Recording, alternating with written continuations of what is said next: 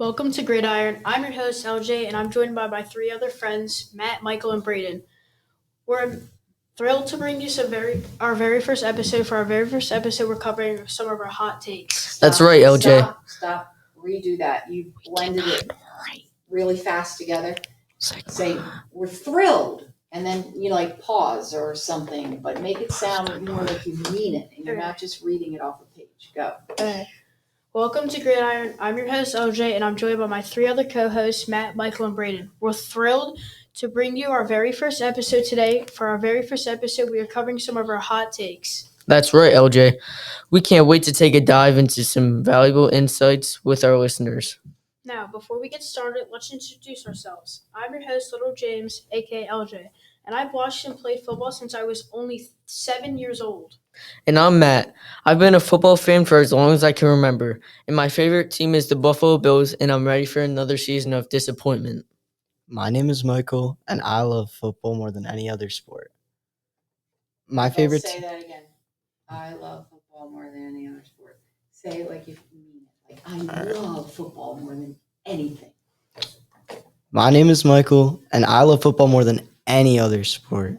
My favorite team is the Philadelphia Eagles, and I'm hoping to have another year of excitement for my team. So, now that we're done introducing ourselves, let's jump right into our first segment.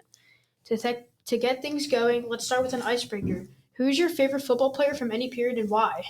Mine would probably be Odell Beckham Jr. because of his amazing catching abilities and his one-handed catches. That's a great choice, Matt.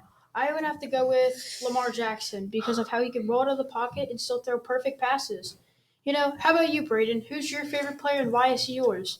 Mine is CJ Stroud, just because he was just great off the bat. Right out of the draft, he came in and won a playoff game, the youngest to ever do it. And he's just also flying around the field, making passes, and he can move around pretty well. Now, that's a really good choice. But now we're done with that. Let's move on to our hot takes segment. We've gathered some thought-provoking questions related to football, and we'll do our best to answer them. Absolutely. Let's dive right in. Okay, Matt, what's the significance of football in today's society? It kind of brings people together on Thanksgiving, and every Sunday or so is just it's the best day of the week for some people. And since it's so big in the USA, they're trying to get it overseas in Europe and London. So each year they have one game in London. Now, I will have to say I do love watching some football during Thanksgiving. Brayden, how has the sport of football evolved over the years?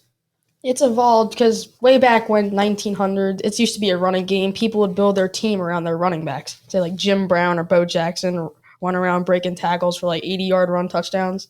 Now it's more of a passing game. You have people like Aaron Rodgers or Tua Tagovailoa